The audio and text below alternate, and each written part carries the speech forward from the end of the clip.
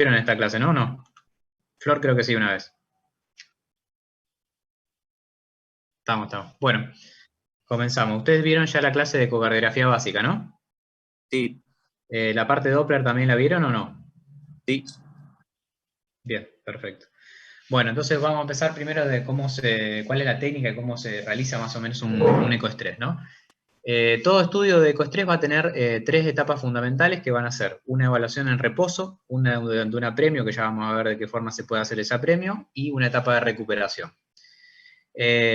Volviendo a eso que hablamos recién de las formas de apremio, tenemos dos formas fundamentales, una a través de estrés con ejercicio y otro farmacológico, y una tercera posibilidad que sería una activación de estimulación por un marcapaseo, o sea, en conjunto con el servicio de electrofisiología, estimulando el marcapaso para llevarlo a alta frecuencia, pero se hace muy poco, pero es una posibilidad. Y ¿qué tipo de dos grandes grupos de patología vamos a evaluar en todo ecoestrés? La principal, la que mayor número de estudios nos lleva, es la cardiopatía isquémica, y como un gran grupo, la no isquémica en otro tipo de patologías que vamos a ver al final de la clase, ¿sí? Entonces, con respecto a estas tres etapas fundamentales que tiene el ecoestrés, ¿qué vamos a estar evaluando en cada una de ellas? Siempre vamos a estar haciendo imágenes con las mismas vistas en cada una de esas etapas, ¿no? Y haciendo evaluaciones, digamos, bidimensionales y Doppler en cada una de ellas, sobre todo las bidimensionales. Esto ya lo vieron seguro en la clase de ecocardiografía básica, son las vistas principales que utilizamos para evaluar motilidad, engrosamiento, parietal, todo lo que ustedes ya saben. Y nos va a servir también para evaluar todos los segmentos del modelo de los 17 segmentos. Ustedes ya deben haber escuchado que el modelo de los 17 segmentos es lo que utilizamos en cualquier estudio de imágenes para nomenclar todas las paredes y segmentos del corazón. Entonces, utilizando las vistas principalmente en el ecoestrés apicales de 3 cámaras, 2 cámaras y 4 cámaras, en cada una de ellas vamos a ver diferentes paredes, por eso usamos esas 3. En el de 3 cámaras vemos la cara inferolateral de este lado. Ustedes ven el mouse, ¿no? Bien, la cara anteroseptal, con la referencia que tenemos la válvula aórtica ahí, como para darnos una idea de que esto, digamos, es una estructura más anterior. Los segmentos apicales, en la vista de 2 cámaras, la cara inferior, la cara anterior del lado derecho, y los segmentos apicales obviamente en la punta, basales acá cerca de la válvula y los medios en el medio. Y 4 cámaras tenemos la pared inferoseptal del lado izquierdo y la anterolateral del lado derecho. Entonces acuérdense de que cada una de estas paredes y segmentos tiene su correlación anatómica con la arteria que lo irriga, ¿sí? Entonces acá abajo a la derecha, esperen que corro un cachito esto, acá abajo a la derecha tenemos un poco la representación de cuáles son los segmentos que irrigan cada arteria. Recuerden que esto es sumamente variable, o sea, no siempre se dan de la manera que está en la bibliografía, sobre todo que hay una concepción universal de que la descendente anterior irriga solamente estos segmentos del ápex, o sea, el anteroapical, septoapical y el ápex, mientras que en la realidad, si vemos acá lo que dice la bibliografía de que la coronaria derecha irriga el ínfero-apical en la mayoría de los casos, esto no es real. En estudios de resonancia magnética y de perfusión se ve que solamente en el 33% de los casos el ínfero-apical es irrigado por la coronaria derecha. La gran mayoría de las veces todos los segmentos apicales lo irriga la descendente anterior, ¿sí? Y lo mismo con el lateroapical para la circunfleja. Fíjense, también pasa lo mismo con el anterolateral, solamente en un 20%, anterolateral medio, perdón, solamente en un 20% lo irriga la circunfleja, la gran mayoría de las veces es la descendente anterior también. Sí es una realidad que la mayoría de los casos la derecha irriga la cara inferior e inferoseptal, y la mayoría de los casos la circunfleja irriga los segmentos inferolaterales y anterolateral basal. Seguimos. Entonces, como dijimos, esas tres etapas, reposo, apremio y recuperación, denme un segundito, ¿no?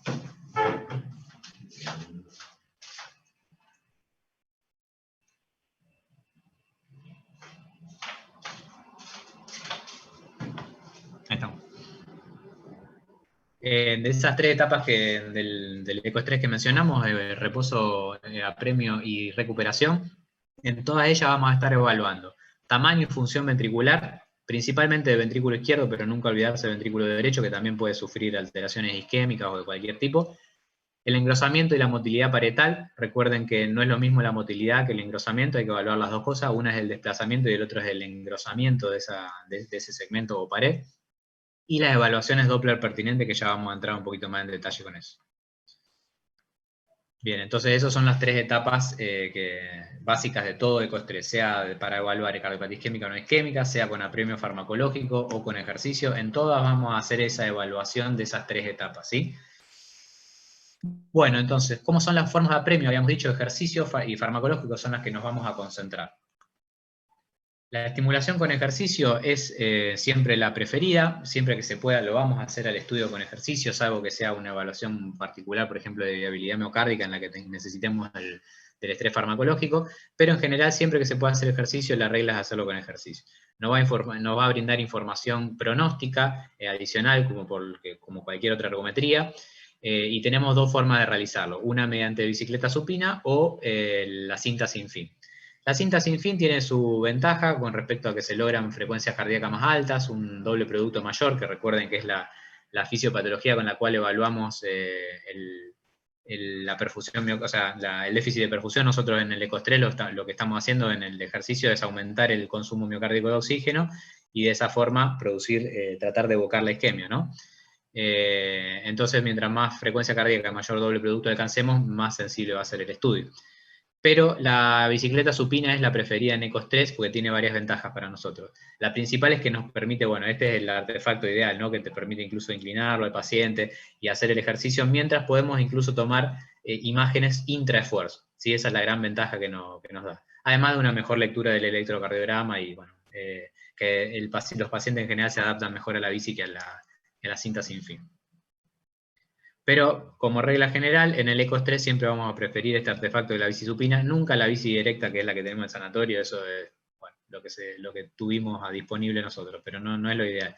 ¿Por qué? Porque se pierde mucho tiempo cuando pasamos al paciente de la bici a la camilla, y ese es un tiempo muy importante en el que tenemos solamente un minuto entre el pico de ejercicio y la recuperación para que las alteraciones de la motilidad no empiecen a desaparecer. ¿Me explico? O sea, cuando llegamos al pico de esfuerzo, después de pasado un minuto, ya ahí estamos perdiendo mucha información, y a veces entre que lo pasamos con el cablerío, se acomoda, lo pongo de costado, lo giro, ese minuto se nos va casi la mitad del tiempo. Bien, en cuanto a estrés farmacológico tenemos diferentes agentes. Pueden ser vasodilatadores, que en ecoestrés los usamos poco, esto lo van a ver más frecuente en cámara gamma. La adenosina o el dipiridamol. El mecanismo fisiopatológico en el que se produce el apremio es diferente. Acá lo que estamos con los agentes vasodilatadores, lo que se produce es un robo coronario, que bueno, eso ya seguro si tienen clases de SPECT lo van a ver bien ahí. Básicamente lo que hace es vasodilatar todo el árbol arterial, y como las partes que están afectadas por una lesión aterosclerótica ya están en una vasodilatación máxima, sobre todo si la lesión es severa, entonces el flujo se redistribuye hacia zonas que están bien irrigadas y se produce una hipoperfusión de la zona que tenía una lesión aterosclerótica. Pero nosotros principalmente en ecoestrés vamos a utilizar la dobutamina, que como ustedes saben es un agonista beta 1, o sea que va a producir un crono y un inotropismo positivo, produciendo de esta forma una respuesta variable de ATA. ¿Por qué? Porque en el vaso periférico produce vasodilatación, pero el aumento del inotropismo aumenta la presión. Entonces depende mucho del paciente, tiene mucha variabilidad entre pacientes realmente la respuesta hipotensora o hipertensiva del paciente.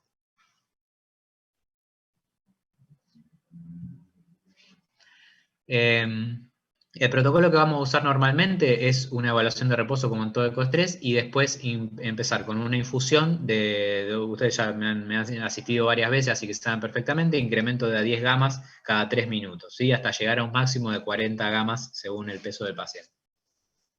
Para un estudio de viabilidad se usa un protocolo diferente en el que usamos una muy baja dosis de 2,5 gamas, después pasa a 5 gamas y después recién a 10, hasta llegar a un máximo de 20, generalmente en un estudio de viabilidad, que ya les voy a explicar de qué se trata.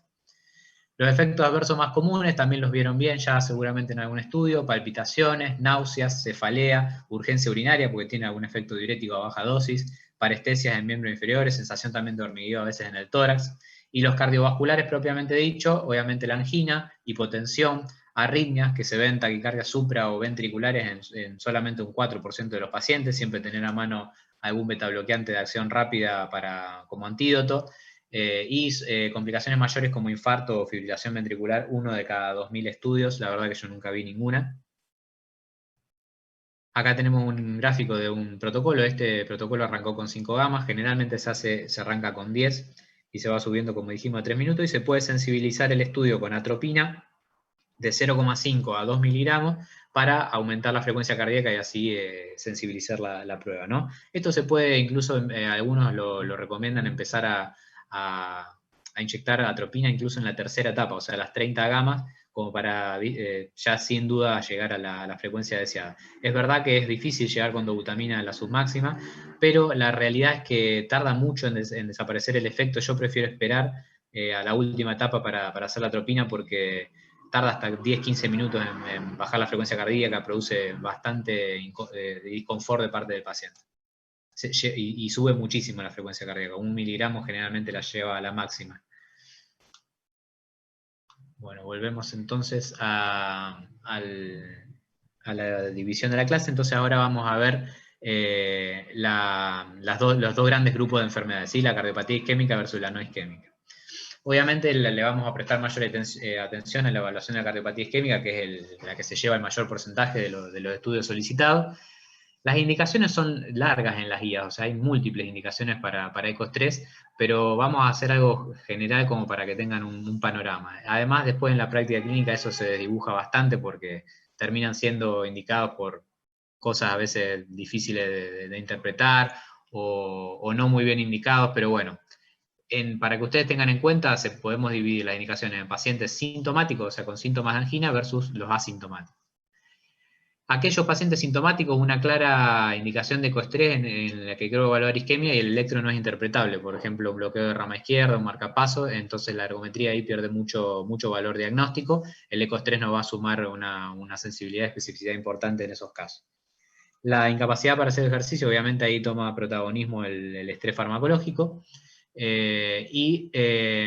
vamos a elegir este tipo de estudio en aquellos que tienen probabilidad pretest intermedia alta, ¿sí? En los pacientes de probabilidad alta, como ustedes vieron en la ergometría, generalmente no se pide porque uno esperaría de que el estudio sea positivo y no tiene mayor rédito diagnóstico. Pero acá lo que sí nos permite el ECOS-3 no es solamente el diagnóstico, sino también una evaluación pronóstica, o sea, esa cardiopatía isquémica, primero que la confirmamos, y segundo que nos da una capacidad de decisión de si es un monto isquémico muy alto, si ese paciente merece una cinecoronariografía o se puede hacer un tratamiento médico, bueno, múltiples cosas. Y los pacientes asintomáticos, aquellos en que tienen un pronóstico, para establecer un pronóstico en aquellos que ya tienen enfermedad arterial coronaria ya establecida, o sea, tengo un paciente que yo ya conozco, por ejemplo, ya tengo su anatomía coronaria, decido no intervenirlo y lo voy a tratar de forma farmacológica, entonces quiero ver si alguna de esas lesiones residuales me produce un monto isquémico muy alto, o si tiene claudicación del ventrículo izquierdo, o sea, algún signo de alto riesgo que me haga tomar otra decisión y ser un poquito más invasivo, por ejemplo. Ese sería un panorama. Y esta última yo no estoy tan de acuerdo, en aquellos que tienen alto riesgo de enfermedad cardiovascular o de sufrir un evento cardiovascular, hago también busco como marcador pronóstico, le hago un ECOS-3. La realidad es que en las guías y en los artículos lo que está visto es que lo que sirve es reducir el riesgo cardiovascular y hacer el tratamiento farmacológico ideal para reducir tanto factores, o sea, actividad higiénico-dietética como farmacológicas para reducir el riesgo de producir eventos y no ir a buscar la cardiopatía isquémica en sí, ¿sí? O sea, es lo que ustedes saben, controlar el tabaquismo, la hipertensión, el colesterol, todo lo demás, y no tanto ir a buscar la enfermedad coronaria significativa, porque la realidad es que si el paciente está asintomático, el tratamiento farmacológico digamos, dosis máxima es lo que le cambia el pronóstico al paciente. Bueno, entonces, ¿cuáles son en qué momento de la cascada isquémica vamos a estar evaluando con el ECOS-3, ¿no? Esto ya lo deben haber visto en alguna oportunidad, la famosa cascada isquémica en la que se producen las diferentes alteraciones que nos llevan finalmente a la angina o a la alteración de la motilidad en el ecocardiograma. La primera de las alteraciones es la alteración de la perfusión. Con ECOS-3 podemos llegar a estar evaluando la perfusión mediante unas soluciones especiales de burbujas de contraste, que es un preparado que acá no se consigue en Argentina, pero esta modalidad existe, es importante que la escuchen. Se puede ver la perfusión miocárdica en un ECOS-3 con contraste. Después la disfunción diastólica sería el siguiente paso de la cascada isquémica, podemos evaluarla en el ecoestrés, sí, esto sí lo podemos hacer muy bien, haciendo la evaluación Doppler principalmente en la etapa de recuperación, sobre todo si es con ejercicio. En el farmacológico sí nos da más tiempo y nos permite hacer una evaluación diastólica durante la infusión. ¿Cómo Pero, era eso, Marco, del estudio inicial de perfusión? esto se inyecta una sustancia de unas burbujas con albúmina que son, o sea, son un material de ecocontraste, o sea, lo vamos a ver bien brillante. Entonces se hace un método especial en que se ve, digamos, esta solución que inyectamos se ve dentro del ventrículo, como cuando inyectamos burbujas de suero salino en el Sí. ventrículo de la vena y vemos el ventrículo derecho así pintado. Bueno, estas son micro burbujas que llegan a la circulación izquierda, entonces tiñen toda la cavidad ventricular de contraste, y en un modo de imagen especial podemos tener el miocardio, se ve un poquito más oscuro, digamos, que el ecocontraste, y cuando empiezan a pasar esas burbujas o sea, atraviesan las arterias coronarias y se empiezan a introducir en el miocardio, en el tejido, podemos ver cómo llegan al miocardio y si hay una zona de hipoperfusión la podemos ver. Un estudio bastante especial, la verdad es que no se hace en casi ninguna parte del mundo porque es muy caro, pero sí, sí existe. Es bueno que sepan que existe nada más. ¿Cómo? Mira, esto es en tiempo real. Nosotros acá lo que estamos viendo es directamente la microburbuja penetrar, digamos, la célula miocárdica. El SPECT es un estudio más metabólico, o sea, lo que estamos viendo es viste cómo se agrega el sestamibi, digamos, a través que está fijado al tecnecio, a través de las zonas, digamos, que están bien perfundidas. El concepto sí es el mismo, porque estamos evaluando perfusión, como vos decías. Acá la cámara gamma está evaluando justamente esto, perfusión, en la primera etapa de la cascada. Así que sí, el concepto sería ese. La disfunción diastólica ya dijimos. Después, una etapa también temprana podría ser la evaluación del strain, ¿sí? Que la alteración de la deformación miocárdica es bastante dificultosa y técnicamente difícil realmente de realizar en un ecoestrés, pero se puede hacer. Y la más importante sería acá, la visibilidad de la alteración de la motilidad, que esta es la que nuestro caballito de batalla para el ecoestrés, ¿sí? Pero bueno, obviamente ya hay varios pasos previos en la cascada. Luego le siguen los cambios en el electrocardiograma, acá es donde caería una ergometría normal, que también lo vamos a estar viendo en el ecoestrés. Recuerden que si sumamos a la alteración de la motilidad una alteración en el electro, la sensibilidad y la especificidad del estudio aumenta mucho. También si agregamos la angina, o sea, si se cumple esta tríada de angina, cambio en el electro y alteración de la motilidad parietal, casi que no hay duda que ese estrés es positivo para isquemia. Y bueno, ya la última parte de la cascada sería el infarto, que también lo vamos a ver en la ecocardiografía como una necrosis o zona de aquinesia, de adelgazamiento, ¿sí? Entonces, como dijimos en las diapositivas previas, vamos a hacer un análisis en cada etapa de todo esto, de la función global del corazón, la motilidad y el engrosamiento de cada segmento, ¿sí? En cada etapa. ¿Cómo lo vamos a clasificar a esta motilidad? Como un segmento o pared con movimiento normal, hipokinético, akinético, disquinético y aneurismático. Lo vamos a ver representado gráficamente. Entonces, la normoquinesia se define como un desplazamiento del miocardio de forma concéntrica de más de 5 milímetros. Nadie lo va a estar midiendo, pero es como para tener una referencia. Y un engrosamiento del espesor original de más del 40%. Eso es una motilidad normal, ¿sí? Cuando se produce hipoquinesia, ese engrosamiento va a ser mayor al 10%, pero menor al 40%, y el desplazamiento va a ser menor a 5 milímetros, ¿está? Pero va a haber algún grado de desplazamiento va a haber. La aquinesia ya se define como, obviamente, un engrosamiento menor al 10% y que prácticamente no existe el desplazamiento sistólico. También lo podemos ver como un área de adelgazamiento, ¿sí? O sea, cuando ya este tejido está crónicamente infartado, se produce una necrosis, una cicatriz y se ve adelgazado y obviamente aquinético.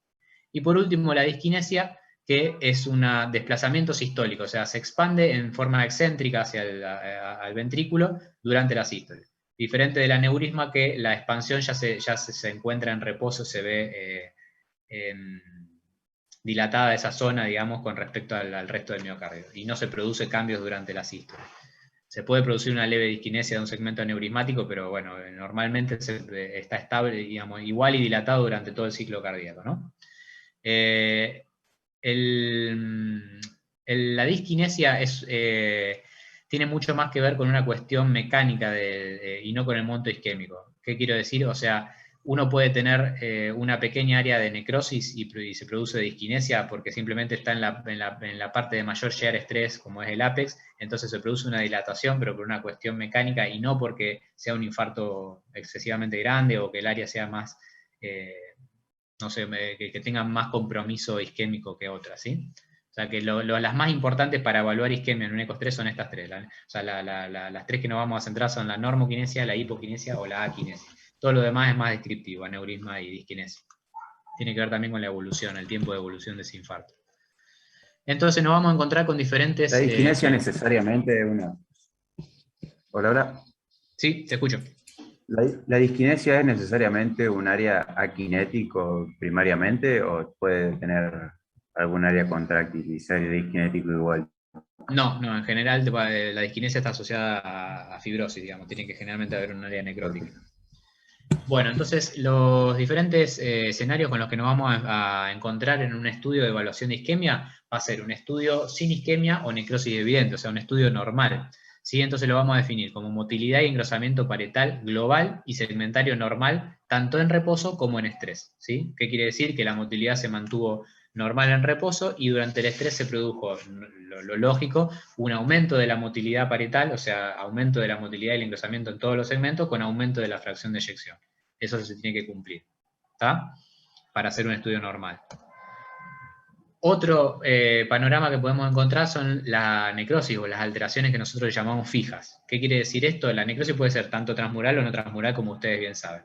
Entonces, ¿cómo las vamos a ver en un ecoestrés sin isquemia, pero con necrosis? Ese es otro de los escenarios que nos podemos encontrar.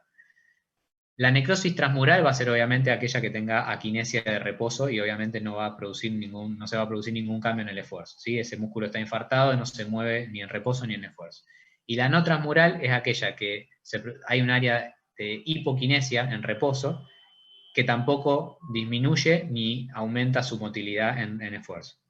¿Qué quiere decir esto? De que hay tejido necrótico, o sea, un porcentaje del tejido está infartado y todavía tiene un área que no está infartada. ¿Sí? Eso lo vemos muchas veces en la resonancia con el realce tardío, ven como una parte del espesor miocárdico está necrótico y la otra parte, o sea, tiene realce tardío y la otra no, que generalmente se habla de un 50% de ese espesor para que sea una necrosis no transmural. ¿Sí?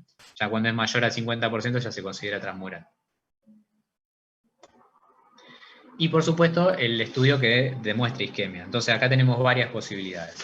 Una es que tengamos una motilidad normal en reposo, es un ventrículo que es completamente normal en un eco de reposo, pero que durante el esfuerzo o inmediatamente posterior al mismo, o sea, dentro de ese minuto que nosotros evaluamos, se produzca una zona de hipo o aquinesia durante el estrés, con normalización parcial o total en la etapa de recuperación. Entonces, ¿qué quiere decir esto? Si teníamos motilidad normal en reposo y se produce una hipocoaquinesia, quiere decir de que aumentamos el consumo miocárdico de oxígeno con el esfuerzo y no se puede producir la contracción normal, entonces se puede producir la hipoquinesia. Y la aquinesia, ¿qué quiere decir? Que el monto isquémico es mayor, simplemente eso. O sea, si el músculo se queda quieto es porque hay más isquemia de lo que produce o sea, que ya no le alcanza ni para moverse, ¿no? La normalización puede ser parcial o total en la etapa de recuperación. Si es parcial, también es de peor pronóstico. O sea, el monto isquémico se representa como mayor cuando no se logra recuperar en recuperación o tarda más de 3 minutos en hacerlo, ¿sí? Después otro escenario que podemos encontrar es que tengamos una alteración de la motilidad en reposo. Recuerden que si ya es aquinesia es porque es fibrosis, o sea, en reposo para que sea aquinesia tiene que estar infartado. O un tejido viable, que ahora después se lo vamos a ver. Pero bueno, si hay una alteración, por ejemplo, en hipoquinesia en una pared, que después se produce aquinesia durante el estrés, eso también es una respuesta isquémica, ¿sí? Es seguramente una necrosis no transmural con isquemia perinecrótica. Y por último, la alteración de la función global o aumento del volumen del BI. Esto es cuando claudica el ventrículo izquierdo, o sea, se produce una hipoquinesia global o incluso deteriora la fracción de eyección o se incrementa el volumen durante el esfuerzo. O sea, nosotros vemos que se expande. Esto ya habla de una enfermedad de múltiples vasos o de un tronco coronario severo, ¿sí? Cuando el monto isquémico ya es excesivo. Esto es raro de ver, pero bueno, es un signo de alerta, obviamente, de alto riesgo. Entonces, como ya le había mencionado en alguna diapo previa, otro tipo de estudio es el de viabilidad, que también es una forma de evaluar isquemia, pero es una parte especial del espectro, ¿no? La viabilidad tiene que ver con el tejido hibernado, ¿sí? Esto es un concepto que fue evolucionando a través de los años. Antes se pensaba de que el músculo atontado versus el hibernado eran dos procesos fisiopatológicos diferentes. Ahora se sabe que en realidad el tejido hibernado es aquel que sufrió múltiples insultos isquémicos y múltiples atontamientos. O sea, básicamente la hibernación es un estado de repetición de atontamientos repetidos. ¿Qué quiere decir? Que hay un segmento, una pared arterial que por cualquier tipo de causa isquémica, enfermedad coronaria sumado a aumentos transitorios del consumo de oxígeno, sea por taquicardia, porque bajó la presión de perfusión, porque el paciente está hipotenso, o baja la fracción de eyección, hay vasoconstricción por diferentes causas, o trombosis con reperfusiones repetidas, entonces se van produciendo múltiples insultos isquémicos a esa misma región y ese músculo va deteriorando su función hasta quedar entonces, prácticamente sin contractilidad, ¿sí? El tejido no está infartado, pero no está funcional, está kinético, a pesar de que no tiene una cicatriz, ¿está? Entonces, justamente esos estudios nos sirven para evaluar la posibilidad de revascularizar algún territorio que nosotros consideremos que puede llegar a estar infartado, pero dudemos de que a lo mejor una revascularización le pueda llegar a ser beneficiosa al paciente. El protocolo en este caso cambia, empezamos con dosis bajas de 2,5 gamas y llegamos solamente hasta las 20. La respuesta clásica de un tejido viable es aquella que se llama bifásica. ¿Qué quiere decir? Que con las bajas dosis de esa estimulación beta-adrenérgica pasamos de la quinesia, que debe, o sea, un tejido para hablar de hibernación de hibernación, que recuerden que tiene que estar aquinético, ¿no? Entonces con las dosis bajas vamos a ver que empieza a contraerse, o sea, se reactiva, empieza a haber una hipoquinesia o una normoquinesia. Y con las dosis más altas ya vuelve a entrar en isquemia, que es lo que buscamos habitualmente, que con las dosis altas se produzca isquemia, y otra vez vuelve a la aquinesia. Entonces, aquinesia, hipoquinesia, aquinesia sería la respuesta bifásica. Eso nos habla de un tejido viable, un tejido que no está muerto, pero que está claramente muy afectado por el déficit de irrigación crónico que tiene, ¿sí? Para que podamos hablar de un tejido viable, hibernado pero viable, tiene que haber mejoría de al menos 1 grado en por lo menos 2 segmentos contiguos, ¿sí? O sea, por ejemplo, una pared anterior, segmento basal y medio, que mejore de la aquinesia a la hipoquinesia, ¿está? En esos 2 segmentos, basal y medio, o sea, 2 segmentos contiguos por lo menos, ¿sí? Podés agregar más segmentos, o sea, el anteroseptal o el apical o lo que sea, ¿está? ¿Se entiende más o menos el concepto de esto? Porque es medio difícil. Sí, perfecto. Bárbaro. ¿Cómo vamos a informar un estudio de cardiopatía isquémica? Vamos, como cualquier ergometría, el protocolo y tipo de esfuerzo de estrés utilizado, sea farmacológico o con ejercicio, el tiempo de ejercicio o la dosis final alcanzada de la droga, si hubo respuesta adecuada al tipo de estrés, si lo toleró bien, si pudo hacer el ejercicio, si hubo algún efecto adverso de la droga, el motivo de detención o cualquier complicación que se haya producido, sea por agotamiento, por claudicación de los miembros inferiores, por hipertensión reactiva, por lo que sea, por arritmias o cualquier evento adverso. La frecuencia cardíaca alcanzada siempre es muy importante. En la única en que no toma mayor relevancia es cuando los estudios se hacen con vasodilatadores, pero como ya les dije acá en ECOS-3 no los utilizamos prácticamente. Las alteraciones del electrocardiograma, por supuesto, arritmias o alteraciones del STT. La aparición de síntomas, respuesta de la tensión arterial como cualquier ergometría, y también en el farmacológico vamos a reportar la variabilidad de la TA, y obviamente lo que más nos interesa es la evaluación de la motilidad y la función en todas las etapas, que obviamente eso es lo que les dije antes, sobre la hipoaquinesia, disquinesia, lo que hayamos encontrado, y la función global del BI, si mejoró o no en esfuerzo. Acá entre paréntesis yo puse las siglas del Wall Motion Score Index, que es un score que se utiliza tanto en cámara gamma como en ECOS-3, en el que le damos puntajes a los segmentos evaluados. Este es el modelo de los 17 segmentos. Acá está como lo presenta el equipo, que está torcido, ¿no? Fíjense que las cavidades derechas están representadas acá con esta línea, o sea que el septum son esta parte de acá, la cara anterior estaría acá. Está torcido porque así es como lo vemos en un eje corto de ecocardiografía, ¿no? Pero normalmente debería estar con las cavidades derechas acá del lado izquierdo, ¿no? Entonces, acá yo representé, por ejemplo, un paciente que tiene isquemia en territorio de la descendente anterior. Puse le asigne un valor de 1, que es motilidad normal en todos los segmentos en reposo. La hipoquinesia se nomencla como un valor de 2 y la aquinesia como un valor de 3. ¿Está? Entonces yo le puse como que tenía hipoquinesia en todo el territorio de la descendente anterior durante el esfuerzo. Entonces el Well Motion Score Index lo que va a hacer es dividir la sumatoria de todos estos puntitos, de los 17, o sea, de los 17 segmentos le sumo el valor que tiene cada uno y lo divido por 16, no 17 porque nosotros no evaluamos el Apex, ¿sí? El Apex no lo contamos. Entonces, esto me va a dar un valor siempre entre 1 y mayor a 1, ¿sí? Porque es 16 o más sobre 16. Si el valor está entre 1 y 1,7, ahí el pronóstico no es malo. Mayor a 1,7, el pronóstico ya es un estudio de mal pronóstico. Obviamente, mientras mayor el valor, peor el pronóstico. Habla obviamente del monto isquémico, no más que eso. ¿Sí? Es un score que tiene gran correlación pronóstica, nada más para que lo tengan en cuenta porque lo van a ver a veces informado. Nosotros en nuestro servicio no lo usamos. ¿Cuáles son criterios de alto riesgo para que podamos encontrar un ecoestrés? O sea, que no nos dicen que por ahí tuviésemos que tomar una conducta más agresiva o de revascularización o lo que fuera pertinente. Escaso aumento o deterioro de la fracción de sección en esfuerzo, ya se los comenté antes. Dilatación transitoria del BI, también se los dije. Deterioro de la función citólica del BD, eso también es un criterio de alto riesgo.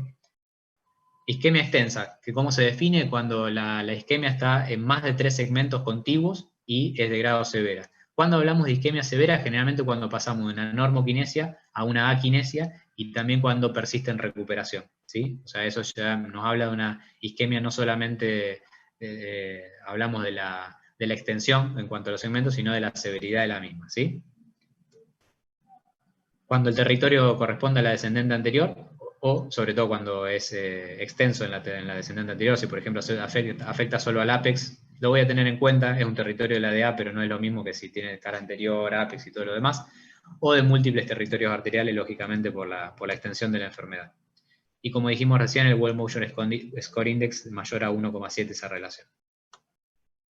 Bueno, acá hay algunos ejemplos, ¿sí? Esto es un ecoestrés normal que tenía muy buena ventana, este es un estudio que hice yo, simplemente para que veamos cómo lo vemos graficado en el equipo, ¿no? Cuando nosotros ponemos el software de ecoestrés, vamos a tomar imágenes en reposo y después del esfuerzo, y después el equipo simplemente nos las proyecta acá, digamos, a la izquierda nos pone las dos imágenes de reposo en movimiento y las dos imágenes de esfuerzo acá del costado. Entonces comparamos un 4 cámaras con un 4 cámaras, reposo versus esfuerzo, lo mismo, 2 cámaras contra 2 cámaras en esfuerzo. Entonces evaluamos si hay diferencias en la motilidad, en la fracción de eyección y en el engrosamiento parietal. ¿Tá? Lo mismo para está un poco acelerado, normal, o sea, esto lo podemos regular en el equipo, entonces bajamos un poquito la velocidad, porque obviamente a velocidad a 130, 40, 50 o 180 latidos por minuto que pueda llegar a alcanzar el paciente en ejercicio, la evaluación de la motilidad se hace dificultosa, entonces podemos bajar la velocidad de reproducción, entonces lo evaluamos con mayor detalle.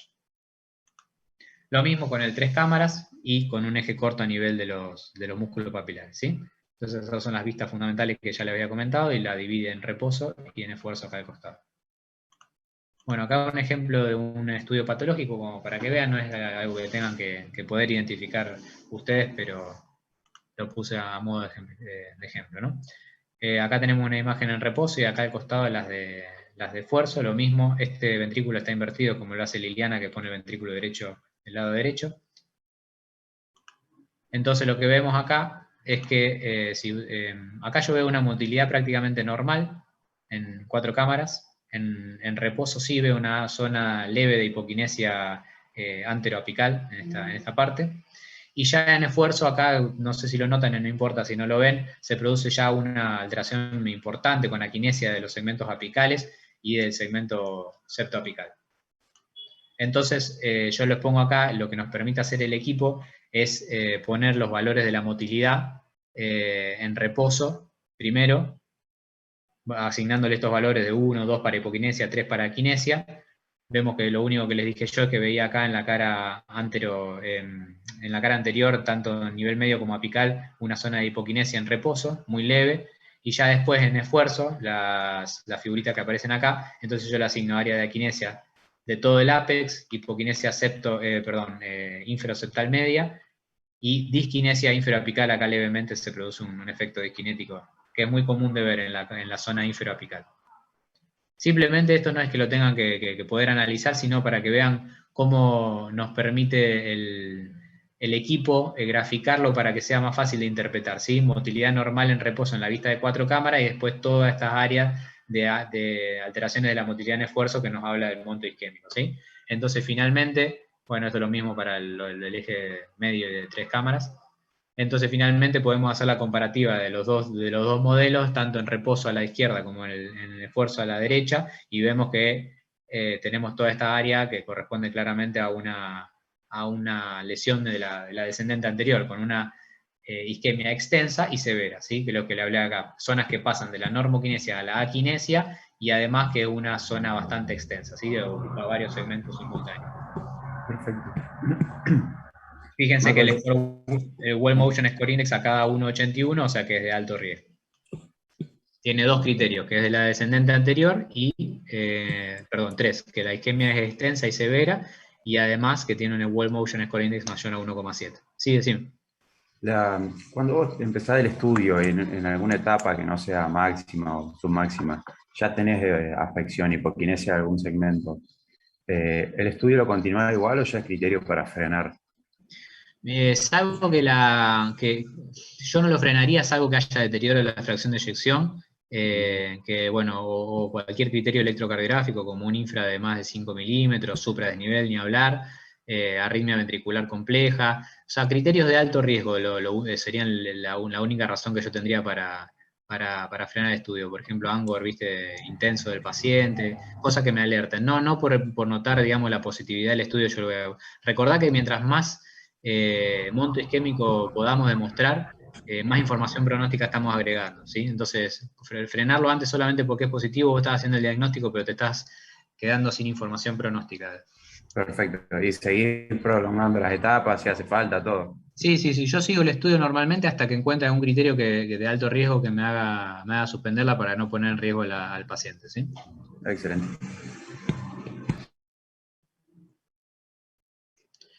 Bueno, otra forma entonces que ya habíamos visto de hacer la evaluación de isquemia es mediante un análisis cuantitativo. Esto tiene que ver con las técnicas de Speckle tracking o Doppler tisular que nos permiten evaluar la deformación miocárdica por strain.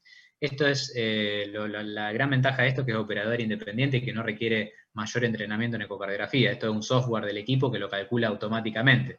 El tema es que hay que tener una excelente ventana y es muy dificultoso hacer esta evaluación con frecuencias cardíacas tan altas, ¿sí? El equipo necesita cierto margen de frecuencia cardíaca para poder hacer la evaluación del strain, así que las limitaciones para este tipo de estudios son muchas, pero bueno, se sigue viendo y se sigue estudiando la posibilidad de evaluar esto con strain. Se podría, sí, se podría hacer con el equipo T8, el grandote, con ese se puede hacer la evaluación. La verdad que nunca lo probé porque siempre hago ecoestrés con el otro equipo, pero estaría bueno, en algún estudio que tenga muy buena ventana se podría llegar a intentar. También otra desventaja es que necesita un tiempo de postprocesamiento, o sea, lo cual hace que el estudio sea aún más largo de lo que ya es un ecoestrés, que es un estudio muy largo. Entonces acá lo que vamos a estar buscando son la disminución del strain tanto global como segmentario, y también otra cosa que nos permite evaluar isquemia son contracciones posistólicas, o sea, aquellas contracciones que se producen después del momento en que se produce la mayor parte del pico sistólico de las fibras musculares. Hay algunas que se retrasan, eso también puede ser interpretado como isquemia. Antes se llamaba eso tardoquinesis, ¿sí? Que es cuando un segmento tarda en contraerse más que los otros. Ya no se usa tanto, pero el concepto en sí es real y sigue existiendo. Bueno, y acá es el strain longitudinal global. Fíjense en un paciente que ya tiene un área de necrosis muy extensa en el eco de reposo, pero desarrolla disminución del strain en todos estos segmentos, una isquemia extensísima y severa en todos los territorios, además de los que ya tenían necrosis. En cuanto a la sensibilidad y especificidad para cardiopatía isquémica, estamos en un 88% de sensibilidad y 83% de especificidad, o sea, bastante alto. Cuando lo comparamos con el SPECT, con la perfusión miocárdica, la sensibilidad es similar, pero se habla en la literatura de que tiene un poco de mayor especificidad, 85 versus 77%. Recuerda que la sensibilidad tiene que ver con un bajo valor de falsos negativos, mientras que la especificidad tiene que ver con un bajo valor de falsos positivos. Bueno, y en cuanto al estudio normal, esto es algo que se da tanto para la cámara gamma como para el ecoestrés, es una tendencia que se mantiene, que cuando el estudio es normal, tenemos una tasa de eventos cardiovasculares menor al 1% anual. Esto incluso se mantiene cuando o sea, mejor dicho, cuando el estudio es anormal, incluso esta tasa de eventos es más alta a pesar de tener coronarias epicárdicas normales, ¿sí? O sea que es importante, digamos, la determinación de isquemia en un estudio de un paciente que no tiene, ustedes ya lo han visto varias veces, el tema del MINOCA y el INOCA, no es el mismo el pronóstico de un ecoestrés o una cámara gamma anormal que de uno normal, por más que uno tenga arterias coronarias sin lesiones severas.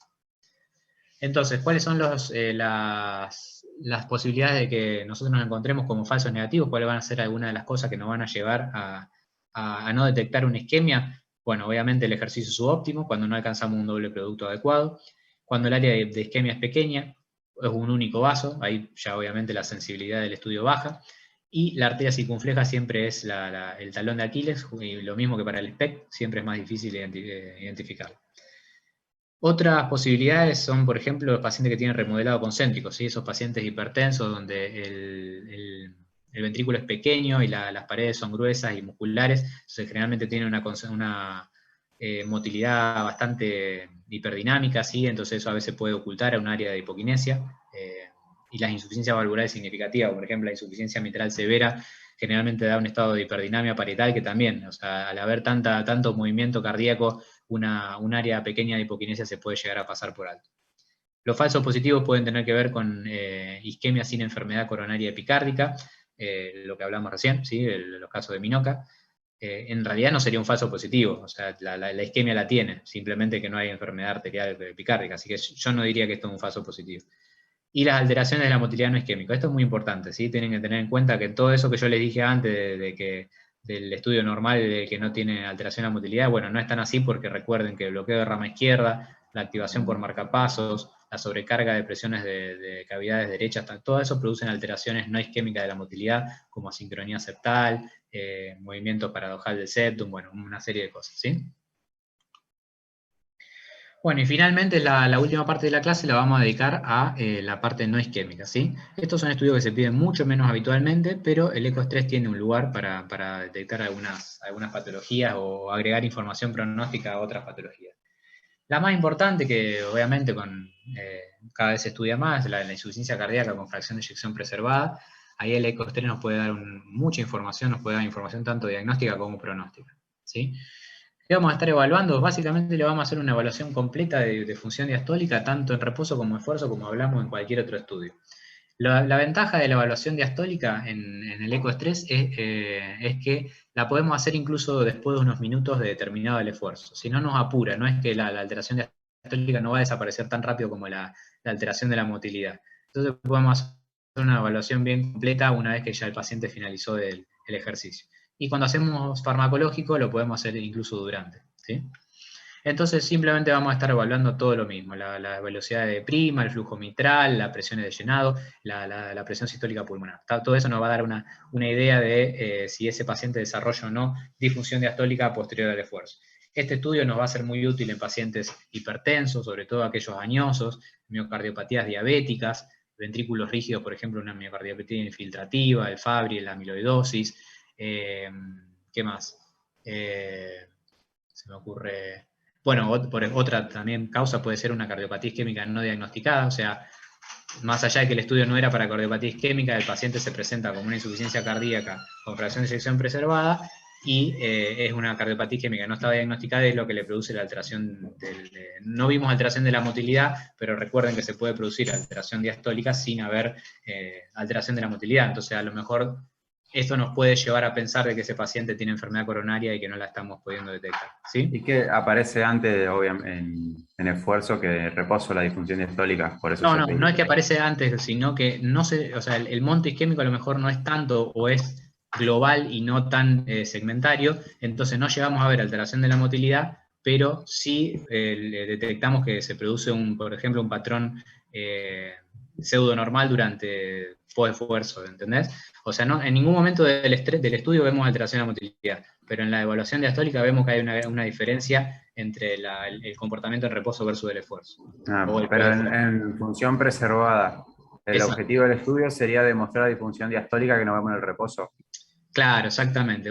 Tenemos un eco de reposo normal y durante el esfuerzo no hay alteraciones de la motilidad, pero sí vemos un aumento de las presiones de llenado, lo vemos representado como un patrón pseudo normal, ahora vamos a ver gráficamente Perfecto. cómo se ve. Sí, entonces ves, esto, lo que vos decís es un ejemplo clásico que sería como exactamente lo que estamos buscando. Una paciente que viene refiere a agitación de esfuerzo, o sea, intolerancia al ejercicio, pero no está claro cuál es la causa. Puede ser de una cardiopatía isquémica o que tiene una cardiopatía hipertensiva que no dice mucho en el eco basal, pero que a ella le da síntoma de esfuerzo. Es añosa, es diabética, es hipertensa, y entonces tiene disnea de esfuerzo. Entonces, ¿qué hacemos? Tenemos un eco de base que no dice mucho, con un flujo mitral normal, y que durante el esfuerzo vemos acá en la primera etapa ya, bueno, esto se ve que lo hicieron, digamos, en una bicicleta supina porque tenemos las dos etapas de esfuerzo, digamos, la evaluación intraesfuerzo. Entonces ya vemos que aumenta la velocidad de la onda E de forma significativa con respecto al reposo, y ya en 50 watts, digamos, de esfuerzo, ya tenemos prácticamente un patrón restrictivo, o sea, una duplicación de la velocidad de la onda E con respecto a la onda A. Si nosotros vamos a la evaluación del tisular, vemos que la onda E' prácticamente no se modificó durante las tres etapas tanto de reposo, mínimo esfuerzo como máximo esfuerzo, ¿sí? Entonces, fíjense que la relación E' pasó de un normal de 12 a 24 en el pico de esfuerzo. Esto es una disfunción diastólica de esfuerzo, ¿sí? Perfecto. Esto también, bueno, acá más o menos lo mismo. A ver si había alguna diferencia con esto. Bueno, acá es un patrón más pseudonormal. Acá no llega a ponerse restrictivo, pero fíjense que tiene un flujo que podría ser de disfunción diastólica grado 1, o sea, antes teníamos un flujo diastólico normal en reposo. Acá es donde más rédito diagnóstico nos da la evaluación del ecoestrés de función diastólica, porque cuando el basal es normal, como era este caso, que se produzca disfunción diastólica tan marcada es rarísimo, ¿sí? Esto ya es un caso extremo el que está graficado acá. Ahora, sí, cuando tenemos disfunción diastólica grado 1, que aparezca un patrón pseudo normal, fíjense como la onda de prima no se modifica, pero sí aumentó la onda E significativa, y pasamos la relación de 12 a 19 hasta el final del esfuerzo, esto sí lo podemos llegar a ver. Esto sí es el del paciente hipertenso, ese que yo les mencionaba. Hipertenso, añoso, que tiene baja tolerancia al esfuerzo, simplemente a lo mejor con un tratamiento antihipertensivo, beta bloqueante, esto mejora bastante y se mejoran los síntomas, ¿sí?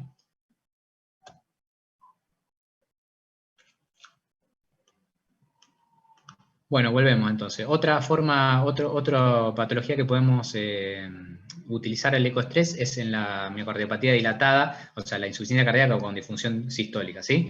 El paciente dilatado con deterioro importante de la fracción de eyección, lo que vamos a hacer es una evaluación de la reserva contráctil. ¿Tá? ¿Qué quiere decir la reserva contráctil? Es el hecho de que un paciente que tiene deterioro severo de la fracción de eyección, cuando uno lo pone en apremio, la fracción de eyección mejora significativamente. O sea, hay reserva contráctil. ¿Qué quiere decir? Si no hay reserva contráctil, quiere decir que pasó de 35 a no más de 40, o sea, menos de 5% de aumento de la fracción de eyección. ¿Tá? Si aumenta más de 5%, generalmente se habla de un 10% de mejora de fracción de eyección, hablamos de reserva contráctil. Esto se puede evaluar también a través de la DPDT, que es una forma que tenemos diferente a la contractilidad de evaluar función sistólica, que a través de la evaluación de la insuficiencia mitral, unos cálculos matemáticos del flujo de la insuficiencia mitral. Cuando la reserva contráctil está presente, la sobrevida libre de evento es significativamente diferente en los grupos de pacientes, ¿sí? No presente versus presente. En un metaanálisis se ve también que aquellos que tienen reserva contráctil tienen una sobrevida libre de eventos mucho mayor que las que no tienen, ¿sí? Entonces, solamente serviría acá como marcador pronóstico en un paciente con disfunción sistólica severa. No es un estudio de vuelta, no es un estudio que se pida siguiente, pero a veces se puede llegar a solicitar, como por ejemplo, evaluar la capacidad de respuesta a un resincronizador. ¿Sí? Generalmente los que tienen reserva contráctil tienen respuesta a la resincronización cardíaca. No es algo que esté en las guías, ni mucho menos, simplemente información que pueda aportar el estudio. La miocardiopatía hipertrófica obstructiva, ¿sí? Acá lo que vamos a estar evaluando justamente en aquellos pacientes que tienen cardiopatía hipertrófica y que son muy sintomáticos, con mucha disnea de esfuerzo o con ejercicios de Valsalva, podemos llegar a poner en evidencia un gradiente del tracto de salida, o sea, acuérdense de esa forma de daga que tiene, que son los gradientes que evaluamos nosotros, que no llega a ser significativo en reposo, pero fíjense en este caso cómo en esfuerzo se va a 110 milímetros de mercurio, lo cual ya es más que severo. Entonces esto justificaría, digamos, por ejemplo, una decisión del septum, por ejemplo, por alcohol o quirúrgica para mejorar los síntomas. También podemos evaluar obviamente la función diastólica de ese paciente por más que no se produzca un gradiente significativo, a lo mejor, como en este caso, se produce disfunción diastólica importante por justamente su miocardiopatía, y esto es lo que justifica los síntomas de esfuerzo.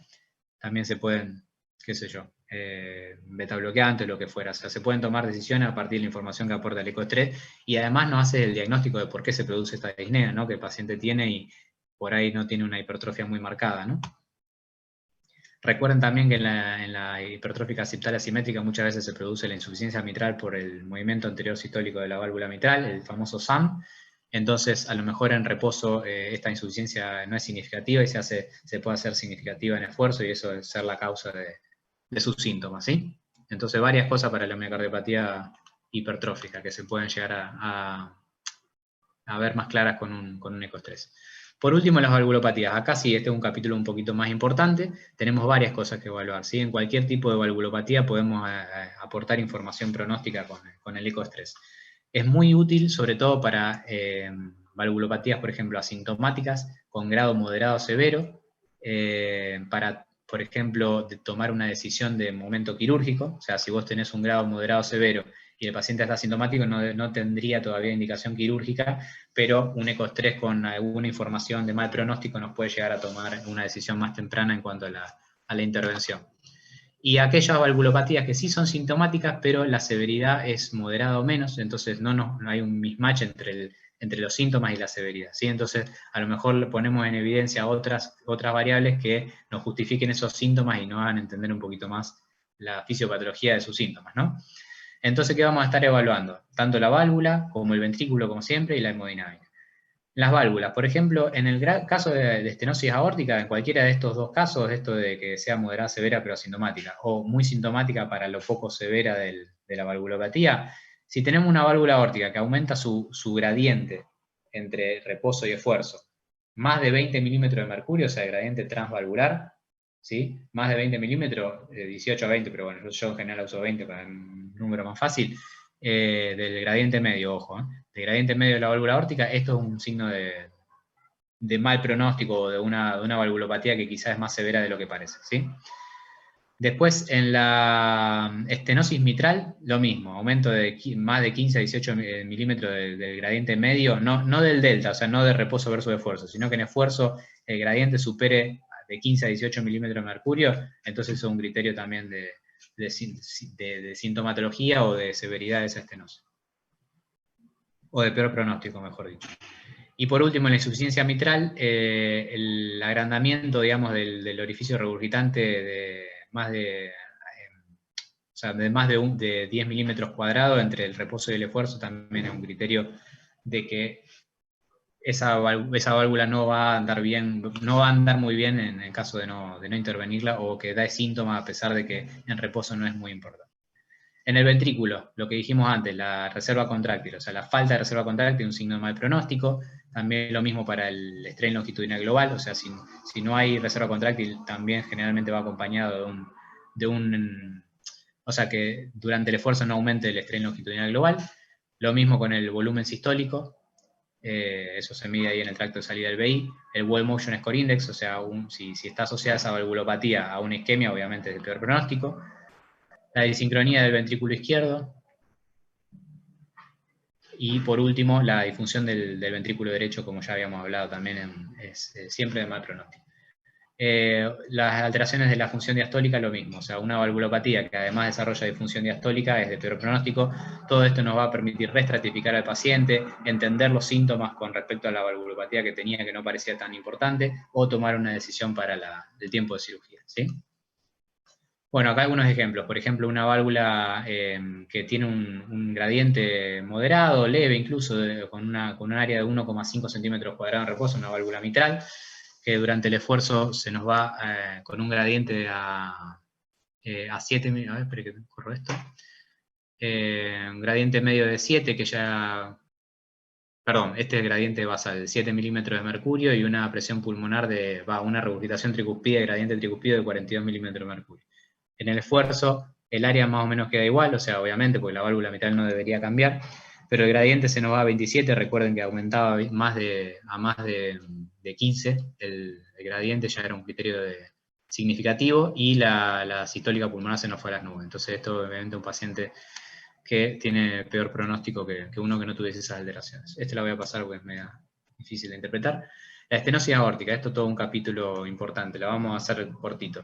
Nos sirve principalmente el ecoestrés en la estenosis aórtica para un caso particular, que es aquella estenosis aórtica de bajo gradiente, bajo flujo. ¿Qué quiere decir esto? Es un paciente que tiene un área por ecuación de continuidad de menor a 1 centímetro, o sea, es severa, pero el gradiente en medio es menor a 40 milímetros de mercurio, o sea, tiene bajo gradiente a pesar de tener un orificio estrecho. Esto se produce justamente porque, en uno de los casos, es porque el paciente tiene baja fracción de eyección, entonces el ventrículo no puede generar suficiente presión como para producir un gradiente medio mayor a 40, ¿sí? A través de la válvula aórtica. ¿Me siguen?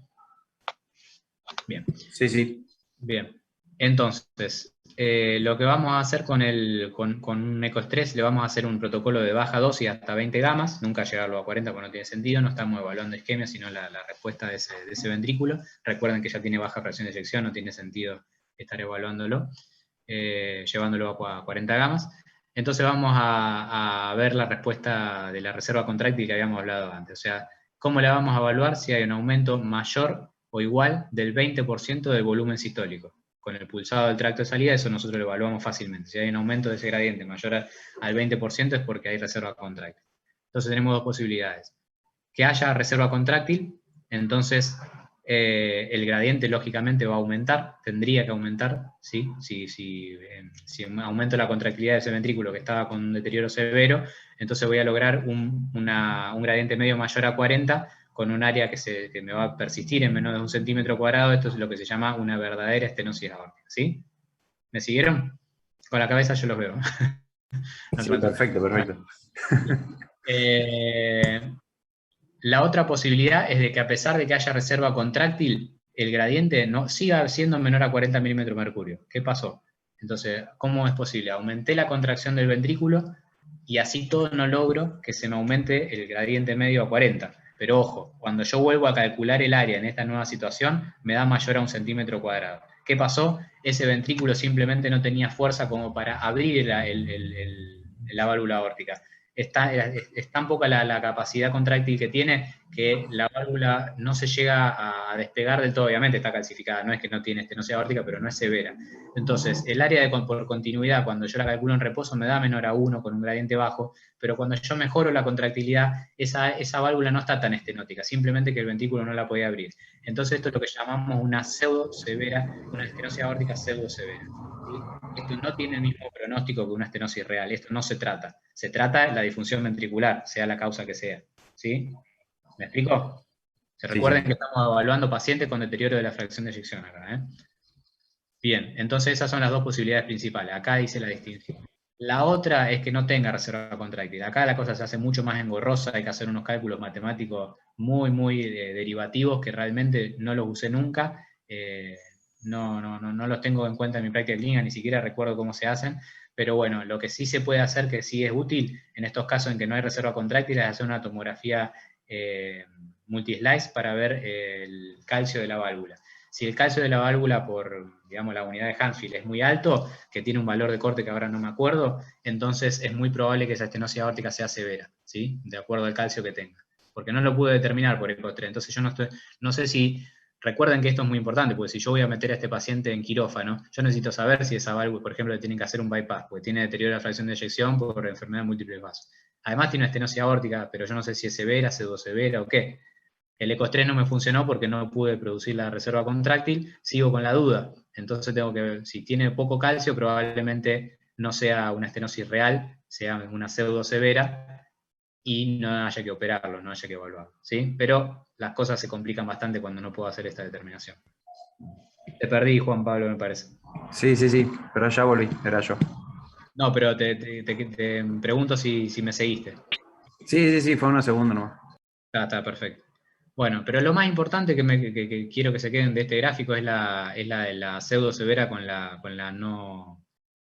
verdaderamente severa, que tiene que ver con eso, con que si aumento de la reserva contráctil, logro producir un aumento de gradiente transvalvular aórtico mayor a 40, entonces estoy seguro de que realmente tiene una estenosis aórtica, y si el gradiente aumenta, pero el gradiente no aumenta y el área se agranda, entonces era una pseudo severa. Ese es el concepto principal. Bueno, acá hay un poco el ejemplo que les dije recién. Hay uno en que se produce el aumento del gradiente. Fíjense, tenemos un gradiente medio de casi 30, ¿sí? Con un área severa de 0,77. Después del ecoestrés, el gradiente aumenta a 50 milímetros de mercurio y el área se mantiene baja. O sea, acá sí, ya estoy seguro de que es una estenosis aórtica severa. ¿Estamos? O sea, gradiente bajo en reposo, área severa. En esfuerzo, gradiente alto, área severa. Esta es una verdadera estenosis aórtica. El caso contrario, tenemos una fracción de eyección del 20, un gradiente medio bajísimo de 12 milímetros de mercurio, pero así todo me da un área severa, 0,85. Fíjense esta discordancia, 12 milímetros de mercurio de gradiente medio. Recuerden que el punto de corte para severa es 40, ¿sí? Entonces aumento la fracción de eyección, pasa de 25 a 30%, o sea, estaba en 20, pasó a 25 a 30, o sea, hubo reserva contráctil. Fíjense, 34 contra 46 mililitros del volumen sistólico. El gradiente no se aumentó, me quedó en 13 milímetros de mercurio, pero ya el área me da 1,2. ¿Está? Esta es una pseudo severa. Bueno, conclusiones. Entonces, el ecoestrés es un estudio seguro, no ionizante, que brinda información diagnóstica y pronóstica en gran variedad de patologías cardíacas, como vimos. Tiene una alta sensibilidad y especificidad comparada en cardiopatía isquémica, comparable con otros métodos de diagnóstico. Y hay importantes avances en métodos cuantitativos de análisis para reducir el punto más flojo que es operador dependiente, digamos, y expertise dependiente, ¿no? Bueno, ¿alguna pregunta, chicos? ¿Algo quieren comentar? A mí me queda una pregunta. Eh, Dijiste que cuando evalúas una insuficiencia mitral, puede evaluar si aumenta el orificio regurgitante efectivo. Sí. Suponiendo que aumenta y vos aumentás la severidad, demostrar que hay mayor severidad de la valvulopatía mitral, ¿te sirve el estrés para determinar el mecanismo o da igual? Sí, porque generalmente cuando se produce aumento en esfuerzo del volumen regurgitante, Ujú. lo que va generalmente a evaluar en una insuficiencia mitral, en un ecoestrés, es la repercusión hemodinámica, no tanto el ERO, ¿sí? el edificio regurgitante. La repercusión hemodinámica es que te aumente sobre todo la presión pulmonar, ¿sí? O sea, esos pacientes dependen muchísimo de la presión pulmonar, porque justamente la insuficiencia mitral no afecta al ventrículo izquierdo, afecta a la presión postcapilar, ¿sí? Entonces nosotros cómo evaluamos la presión capilar, midiendo la sistólica pulmonar, porque indirectamente lo hacemos, ¿no? Entonces eso es lo que vas a evaluar principalmente. O sea, el ecoestrés en insuficiencia mitral es casi exclusivamente para evaluar el aumento a más de 60 milímetros de mercurio de una sistólica pulmonar. Ahora, lo que vos decís del ERO, sí, la insuficiencia mitral se puede hacer más severa. ¿Cuándo pasa? Generalmente cuando el mecanismo es isquémico. O sea, vas a haber alteraciones de la motilidad o cualquier respuesta isquémica que te produzcan un mayor grado de insuficiencia mitral. Perfecto. Y ahí que cambias del Doppler y miras motilidad de nuevo. En general siempre hago motilidad porque es lo primero que se me acaba el tiempo. Digamos, siempre evalúo, viste, primero motilidad y todo lo demás, lo hemodinámico y el ERO. A ver, si vos vas a querer hacer una evaluación de un orificio regurgitante, vas a tener que hacer un farmacológico porque si no, no te va a dar el tiempo, ¿sí? Pero sí, primero siempre la motilidad y después todo lo demás, los Dopplers. Claro, perfecto. Gracias, Marcos. Nada, ¿algo más?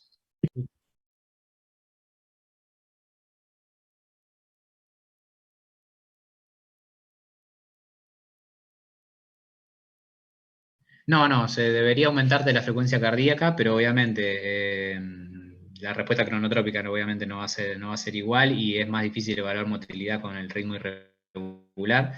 Siempre la FA en ecocardiografía siempre un palo en la rueda, así que, pero bueno, sí, sí, como poder se puede.